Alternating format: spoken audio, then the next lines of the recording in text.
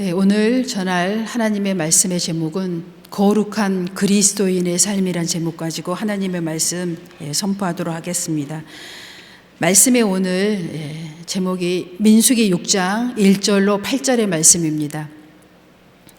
민수기는 광야 생활을 하는 하나님의 백성들에게 하나님께서 지켜야 될 소소한 규례들에 대해서 계속 말씀하고 계십니다. 그 중에서도 오늘은 사실은 나실인이라 하면 우리는 목회자 또 구별된 사람 이렇게만 생각할 것이 아니라 오늘 우리에게 주시는 그리스도인의 삶을 하나님께서 말씀하고 계십니다. 우리는 세상과 구별된 그리스도인들입니다. 이 세상과 구별된 그리스도인들의 우리의 삶의 구체적인 삶의 하나하나를 구체적으로 우리에게 말씀해 주고 있습니다. 6장. 특별히 너희가 이제 그리스도인이 되기로 마음 먹었으면, 하나님의 선택을 받았다고 믿는다면 이제는 너희가 특별히 구별해야 될 것이 있는데 그 중에서 오늘 3가지를 말씀하고 있습니다. 포도주와 첫 번째 독주를 금하라고 말씀하고 있고요. 두 번째로는 머리에 삭도를 대지 말라, 머리를 자르지 말라라고 말씀하고 있습니다. 말씀 그대로. 세 번째는 시체, 죽은 자의 몸에 손을 대지 말라. 이 3가지가 오늘 6장에서 우리에게 주는 핵심의 말씀입니다. 그런데 이 말씀을 우리가 문자 그대로만 생각한다면 우리는 율법에 매이는 자가 되겠죠. 행동이 없는, 자유가 없는 그리스도인으로 살아가게 되겠죠. 복음으로 풀어서 해석해 보도록 하겠습니다. 포도주는 기쁜 날 먹고 마시는 것이 포도주의 상징입니다. 독주는 고통스러울 때, 힘이 들 때 먹고자 하는 술이지요. 그래서 오늘 포도주와 독주를 금할 것을 말씀하고 있는데, 너희가 즐거울 때에도 고통스러울 때에도 술을 먹지 말라는 얘기죠. 오늘. 왜요? 너희가 포도주에 취하고 독주에 취해버린다면 하나님을 잊어버린다는 거예요. 하나님을 잊어버리게 될까봐 오늘 말씀을 주시는 겁니다. 너희가 즐거울 때에도 포도주를 보지 말고 여호와를 의지하고, 고통스러울 때에도 독주를 생각하지 말고 하나님을 생각하라는 말씀입니다. 그렇게 될 때 즐거울 때는 하나님과 함께, 고통스러울 때도 하나님과 함께 할 때 우리를 하나님이 즐거울 때는 더 즐거움으로, 고통은 하나님께서 고통을 씻어주신다고 오늘 말씀하고 계시는 겁니다. 그래서 우리는 포도주를 볼 때, 포도를 볼 때, 독한 술을 볼 때, 독주를 볼 때 이것으로 취해야 되겠다가 아니라 이것들을 볼 때에도 내게 기쁨을 주신 분은 하나님이시지, 이 고통도 하나님은 내게 이유가 있으실 거야. 이 고난과 독주를 통하여, 고난을 통하여 독주를 보는 것이 아니라 하나님의 섭리를 볼 수 있는 그리스도인이 된다면 하나님의 은혜가 우리의 모든 삶 가운데 하나하나에 역사하게 되실 줄로 믿습니다. 두 번째로 우리 머리에 삭도를 대지 말라고 했습니다. 우리 성경에 보면 우리가 익히 삭도를 대지 말라 하면 생각나는 인물이 있죠. 누구예요? 삼손이죠. 머리를 자르지 말라고 표현하고 있는데, 이제 우리가 좀 쉽게 설명해 보자면, 조선시대에는요, 여자가 결혼을 하면 머리를 쪽지게 했어요. 쪽지어서 비녀를 딱 꽂게 만들고, 남자는 어떻게 했어요? 상투를 틀게 했습니다. 그래서 누가 봐도 저 여자는 결혼한 여자이구나, 누가 봐도 저 남성은 결혼한 남성이구나 구별해 하기 위해서 머리의 모양, 외모를 갖추게 했었던 거죠. 그거 똑같아요. 하나님께서도 삭도를 대지 말라 하시는 영적인 의미는 너희의 보이는 외모, 특별히 머리는 말 그대로 가장 우리의 신체 위에 있잖아요. 누가 먼저 봐도 항상 머리를 보게 돼 있잖아요. 누가 봐도 하나님이 보실 때나 사람들이 볼 때에도 구별된 모습을 보여달라는 얘기입니다. 너는 딱 보니 그리스도인이네, 너는 딱 보니 세상 사람이구나, 이렇게 표시가 난다는 겁니다. 그래서 하나님께서는 우리에게 너희의 외모도 구별시킬 것을 말씀하고 있습니다. 구별은 뭐예요? 거룩한 삶을 우리에게 가르쳐 주시는 겁니다. 우리가 우리 스스로 거룩해지려고 하지만 우리가 참 그러지 못한다는 걸 알고 있잖아요. 그래서 하나님께서는 오늘 성경의 말씀을 통해서 우리에게 얘기해 주시는 거예요. 성경에 기록된 모든 말씀 하나하나가 헛된 것이 하나도 없어요. 이런 말씀을 꼭 왜 여기에 기록해 두었을까? 네, 기록해 두어야 할 이유가 있기 때문에 기록해 두신 것입니다. 자유롭게 입으면 어때요? 네, 자유 안에서 누리되 하나님의 말씀 안에서 자유를 누리는 여러분 되시기 바랍니다. 머리를 통하여, 우리의 복장을 통하여, 우리의 모든 보여지는 것들은 구별된 모습을 통하여 우리를 지키는 것입니다. 우리가 이런 지켜지는 모습이 보여질 때 세상이 나를 유혹하지 않습니다. 그런데 우리의 외모 보여지는 모습이 흐트러진 모습을 보이면요, 벌써 유혹을 하지요. 여러분, 요즘에 그 문화를 보자면 오징어 게임이라고 오징어 2가 나왔어요. 오징어 게임. 지금 이제 전 세계에서 1위를 달리고 있답니다. 그럼 1위를 달릴 때는요, 그게 다 이유가 있습니다. 한번 여러분이 보시면, 영적으로 보시면 엄청 여러분에게 도움이 됩니다. 그 오징어 게임은요, 사실 그 안에 천국과 지옥이 들어있어요. 처음부터 끝까지 천국이냐 지옥이냐예요. 죽을 것이냐 살 것이냐. 아예 그 게임에서 탈락되는 순간 바로 그 자리에서 죽는 거니까요. 그래서 그 오징어 게임을 보면서 정말 숨이 왔다 갔다 하더라고. 이번 게임에서 탈락되면 바로 죽음이에요. 그런데 그 과정 안에요, 지켜야 될 부분, 지키지 말아야 될 부분들이 있어요. 지키면 나가는 거예요. 지키지 못하면 못 나가는 거죠. 근데 그게 이제 세상 프로이다 보니까 이제 거기에 불법이 들어가 있죠. 그게 바로 또 세상의 한 부분입니다. 여러분들이 그 영화를 보실 때 영적인 눈으로 바라보면 분별할 수 있는 힘을 하나님께서 주실 것이고, 우리가 세상을 살아갈 때는 이런 구별된 모습으로 말미암아 나를 지킬 수 있구나. 그 영업부장이 있어요. 그 게임에 참여하도록 할 때. 근데 그 영업부장이 세상을 돌아다니는데 어떠한 사람을 딱 찍은 줄 아세요? 말 그대로 오징어 게임에 참여할 수 있는 뭔가가 냄새가 나는 사람들을 찍어옵니다. 그냥 냄새가 나지 않는 반듯한 사람을 찍지 않아요. 반드시 그 죽음의 게임에 참여해야 할 만한 냄새가 나는, 아주 지독한 죽음의 냄새가 나는 사람들을 찍어 가지고 와요. 저희가 그것을 보면서 정말 우리의 모습이 구별되어야 되겠구나. 그래야 마귀에게 우리가 물려가지 않는 거예요. 오늘 세 번째 말씀입니다. 가장 중요한 또 말씀이기도 합니다. 세 번째는 뭐예요?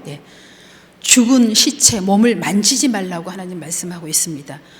그럼 내 부모가 돌아가셨는데 어떻게 안 만져요? 네, 오늘 그 말씀이 아닙니다.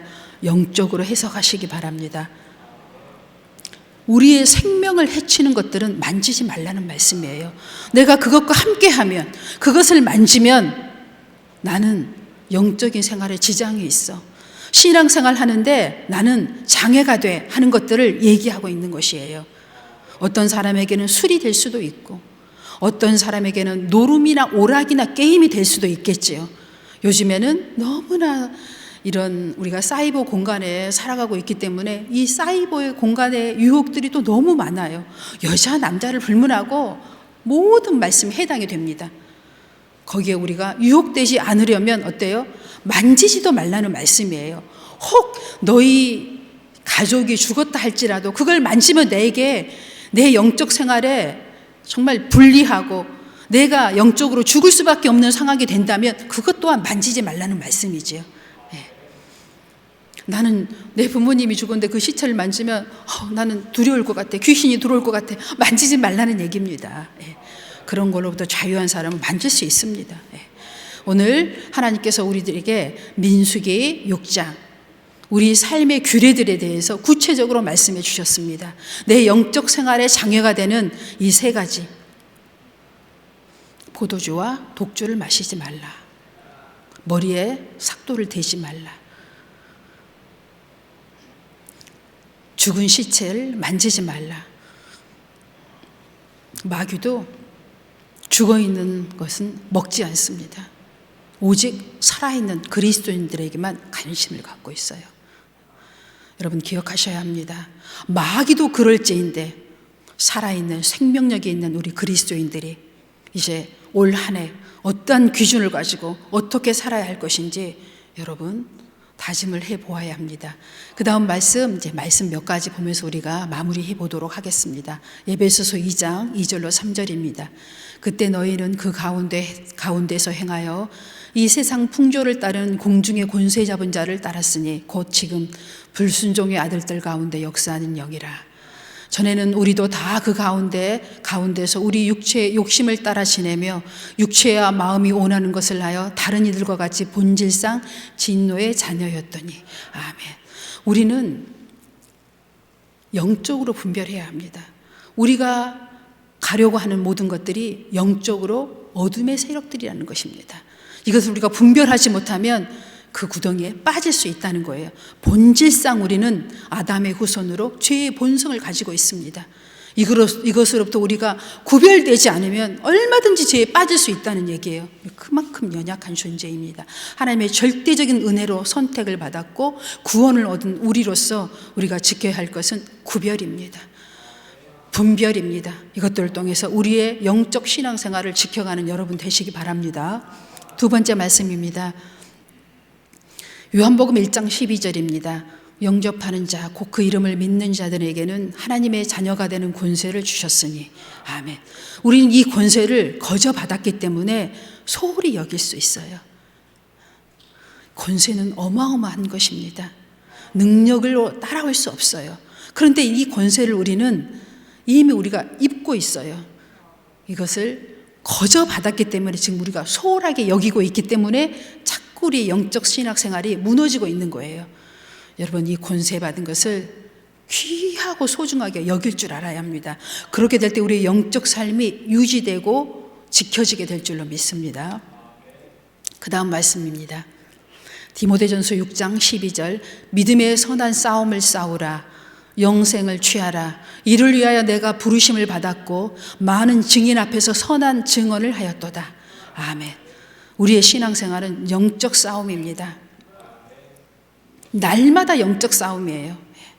원수 마귀는 우리를 잡아먹으려고, 해치려고 불꽃 같은 눈동자로 우리를 지켜보고 있습니다. 원수 마귀가 매 순간순간 우리 자신을 말씀과 믿음으로써 지켜내지 않으면 얼마든지 우리가 쓰러질 수 있고 뒤를 돌아볼 수 있습니다. 말씀과 기도로 깨어있는 한 해가 되어서 하나님을 기쁘시게 하는 여러분 되시기 바랍니다. 그 다음 말씀입니다. 요한복음 7장 38절입니다. 나를 믿는 자는 성경의 이름과 같이 그 배에서 생수의 강이 흘러나오리라 하시니. 아멘. 예수 그리스도는 생명이시지요. 예수 그리스도를 붙잡는 자, 말씀을 붙잡는 자, 그 안에 있는 자, 그를 사모하는 자, 그를 바라보는 자, 생수의 강이 넘쳐나게 될 줄로 믿습니다. 이번 새벽마다 목사님께서 목사님의 어린 시절 과정을 통하여 목사님께서 하나님께 받은 은혜를 여러분과 함께 나누고 있습니다. 여러분, 목사님 굉장히 전할 때 웃으시면서 쉽게 전하려고 굉장히 애를 쓰시더라고요. 저는 이제 그 과정을 목사님께 좀 리얼하게 들었기 때문에 여러분이 충격받을까봐 굉장히 웃으시면서 어떻게 저런 말씀을 저렇게 웃으시면서 전하나 이렇게 하는데, 여러분, 엄청난 영적 싸움과 고통을 통하여 하나님께 은혜를 받은 것입니다. 뭐 대가가 있었다 이런 뜻이 아니라 믿음의 대가지요. 안 할 수도 있고 할 수도 있고 선택은 우리의 것이니까 예수의 십자가를 붙들고 목사님이 거기에서 영적 싸움에서 승리하셨고 그 승리로 말미암아 권세가 온 거지요.